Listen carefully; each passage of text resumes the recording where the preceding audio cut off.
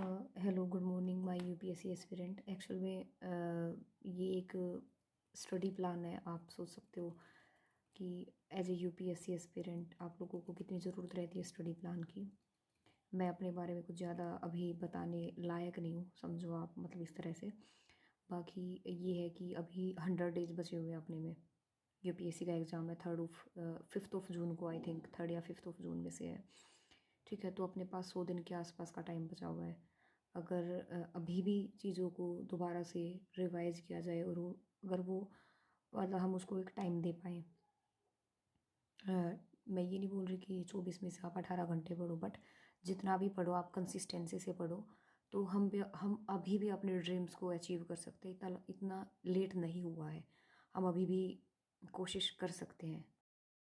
आज की इस यूट्यूब चैनल के थ्रू मैं सिर्फ ये बोलना चाहूँगी कि कहीं ना कहीं पता नहीं क्यों यार, हर किसी के साथ होता है शायद ये सब चीज़ें, कि आप कोशिश करते हो बट कंसिस्टेंसी नहीं बन पाती, या फिर आप उस लेवल का नहीं पढ़ पाते जो यूपीएससी को रिक्वायरमेंट है।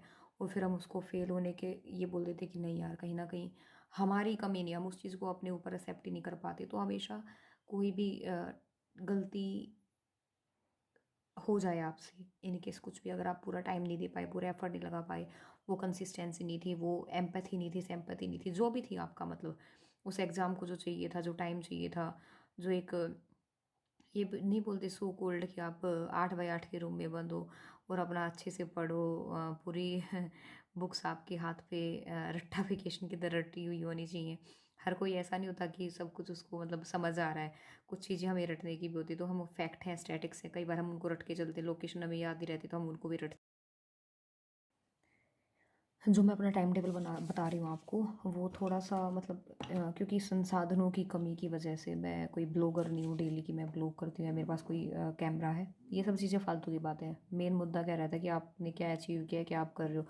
तो मैं टाइम टेबल बताती हूँ जो आपको 2022 के लिए जो मैंने करा है। 6 to 10 का टाइम क्या रहता है सबसे ये नहीं है कि आप इसी के पीछे पीछे पड़ जाओ आप कि मेरे को यही करना है, ये ऐसा कुछ नहीं है।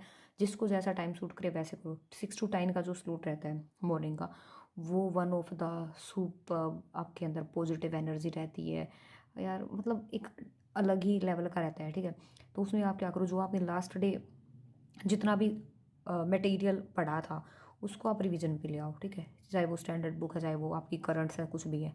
उसके बाद इसमें क्या करो, आप अगर आपको लग रहा है कि आप 6 to 10 4 घंटे का टाइम नहीं दे पा रहे हो, 6 to 8 कर लो।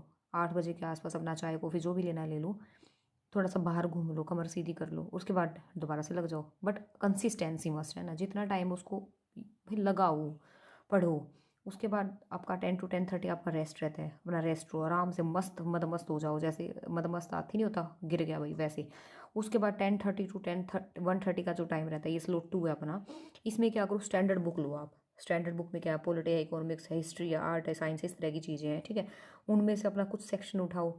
आप एक टारगेट रखो, जितना छोटा टारगेट रखोगे ना, मीन्स समझ रहे हो कि ये आपका पूरा सिलेबस है, समझो एक पॉइंट समझिए, आपका पूरा सिलेबस है। इसको 4 हिस्सों में बांट दो। आपको ये पता है ये पहला स्लॉट है, ये दूसरा स्लॉट है, ये तीसरा, ये चौथा। उसके बाद मेरे को रिवीजन करके इसको खत्म कर देना है। इस तरह की अपनी तैयारी रखोगे तो आपके लिए ईजी हो जाएंगी चीज़ें। उसके बाद जो नेक्स्ट आता है आपका, ये हो गया। फिर जो सबको पता है यार, लेजीनेस है, हम भी इंसान हैं, हर इंसान इंसान रहता है। तो इतना एक टाइम देने के बाद थकावट हो जाती है। अपना 1:30 to 2:30 1 घंटे का टाइम है, सो वो खाओ अपने, मस्त हो जाओ। उसके बाद जो अपना स्लॉट 3 आता है, इस पर थोड़ा ध्यान देना, क्योंकि हम क्या है, सो के उठे होते हैं। ठीक है, हमें लगती है बोरियत, सीधी सी बात ही है, क्योंकि सबका सेम ही है। उसके बाद क्या करो, बोरियत ख़त्म करने के लिए एक दो अपना कोई भी कुछ भी मतलब ऐसा देख लो, जो मोटिवेशनल चैनल देख लो किसी का भी। और संदीप माहेश्वरी हैं आजकल, और भी दुनिया भर के मोटिवेशनल स्पीच दे रहे हैं। थोड़ा सा अपने आप को मोटिवेट करो, नहीं तो मेरी वीडियो देख लेना, मैं भी सेम इन्हीं चीज़ों में से गुजरी हुई हूँ। तो अगेन यहाँ पे स्टैंडर्ड बुक है अपना, एक कोई भी स्टैंडर्ड बुक उठाओ, जो दो रखो, एक से आप बोर हो जाओगे तो 2 बुक रखो जिनको आप फिनिश करना है। उसका टाइम ड्यूरेशन बना दो। फिक्स 6 to 7 में डिनर करो अपना, थोड़ा बहुत छत पे घूमो और सॉन्ग सुन लो, कुछ भी सुन लो। उसके बाद जो नेक्स्ट आपका आता है 7 to 10 वाला, ये देखो सुनो, क्योंकि ये क्या रहता है, सब आपके घर में चलाएंगे टीवी। हाँ, जिसको जो करना होगा, कोई जॉब से आ रहा है, किसी की पेरेंट्स आ रहे हैं, किसी का भाई आ रहा है, किसी की जो भी आ रहा है, वो उनके लिए रहता है फ़नी टाइम। अब आपके यहाँ लगने वाली है कैसे, आपको यहाँ बैठना पढ़ने, 7 to 10 का काम क्या करना क्या है जो मैं बताती हूँ आपको।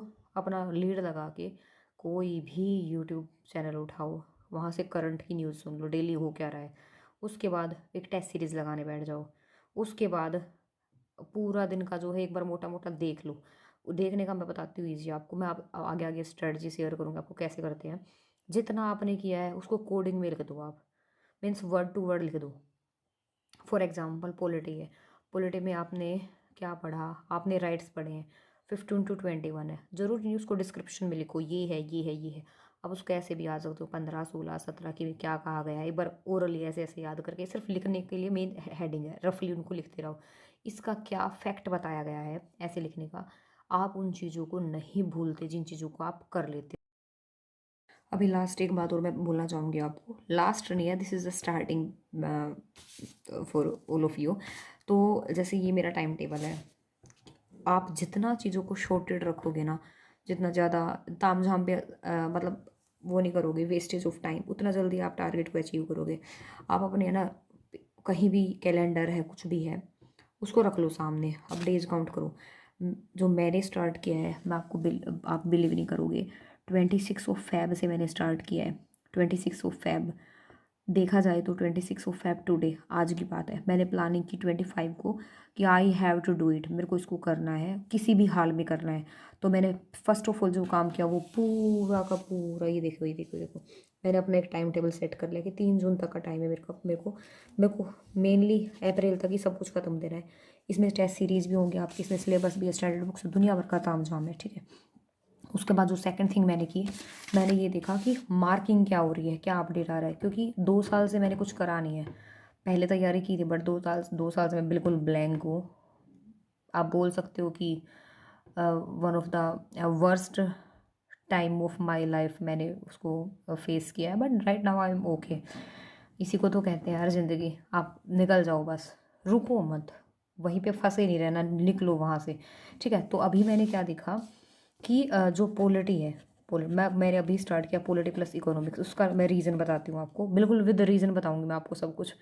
पॉलिटी में क्या रहता है, आपके रहते हैं आर्टिकल्स, ठीक है, दुनिया भर के आपके आर्टिकल है। अगर आपको इसको अभी रिवाइज करके एक बार अच्छे से, और फिर एट ए टाइम जब आपका एग्ज़ाम होगा अप्रैल में, मई में एग्ज़ाम है, अप्रैल में दोबारा रिवाइज करोगे तो आप उनको भूलोगे नहीं, आप डायरेक्ट अप्रैल पे छोड़ दोगे, आप परेशान हो जाओगे क्योंकि आपने एक बार भी उसको अच्छे से रिवाइज नहीं किया है। इकोनॉमिक्स में सेम है, फैक्ट होते हैं, जितनी भी फैक्चुअल चीज़ें हैं ना, एक बार उनको पहले करके, क्योंकि उसका दोबारा रिविज़न होना ही होना है। तो उनको क्या करो, एक बार पढ़ के छोड़ दो। फिर अपना हिस्ट्री रहता है, हिस्ट्री में भी चीज़ें क्या हैं, याद कम रहती हैं, बट हिस्ट्री को करो आप पेपर के आसपास। मीन्स मैंने हिस्ट्री को रखा है मार्च 15 के बाद, 15 मार्च के बाद मैं हिस्ट्री करूँगी। 15 से लेके ये सोच लो आप 30 मार्च का हिस्ट्री प्लस मेरे को करनी है ज्योग्राफी, दोनों को मिला के 15 दिन मेरे पास एनफ है, मैं कर लूँगी इसमें। इन 15 दिनों में इसको समेटना है, 15 दिन में इसको समेटना है, साथ साथ टेस्ट सीरीज़ लगानी है। मेन पॉइंट मिस हो गया। अब देखो मैं जो बताने चाह रही थी, पॉलिटी रहता है अपना, पॉलिटी की मार्किंग होती है 14 मार्क्स का है 2021 में, शायद 14 या 15 में आया है। अगर अपन देखें 14 मार्क आउट ऑफ 200, समझ रहे हो, तो अगर अपन इसका एवरेज निकाले 14/200 मल्टीप्लाई बाई 100, 2 कैंसिल हो गया, मैं तो ऐसे ही काटती, 2 5 जा 5, 100 2 जा 2 7, तो टोटल जो है 7% आपका किसका आया है 100 में से, मतलब 7% किसका एक परसेंटाइल है, वो पॉलिटी का है। इस तरह ना आप चीज़ों को थोड़ा परसेंटाइल में निकाल लो, जिसमें आपकी अच्छी वो है ना, पकड़ बोलते हैं कि भाई मेरे को इसमें मैं कर लूँगा। ज़रूरी नहीं, अगर आपसे नहीं हो रहा आर्ट एंड कल्चर, आप पूरा मत करो ना, आप उसमें से मेन मेन उठा लो, जो सबको आते हैं वो आपको आ जाएंगे, जो नहीं आएगा वो किसी को भी नहीं आने वाला, आप कहीं से पढ़ लो। इससे अच्छा आप मेहनत वहाँ करो, पॉलिटी है, इकोनॉमिक्स है, ये ज्योग्राफी है, जहाँ से क्वेश्चन आपके छूटेंगे नहीं, करंट है, इनसे आपके क्वेश्चन नहीं छूटेंगे।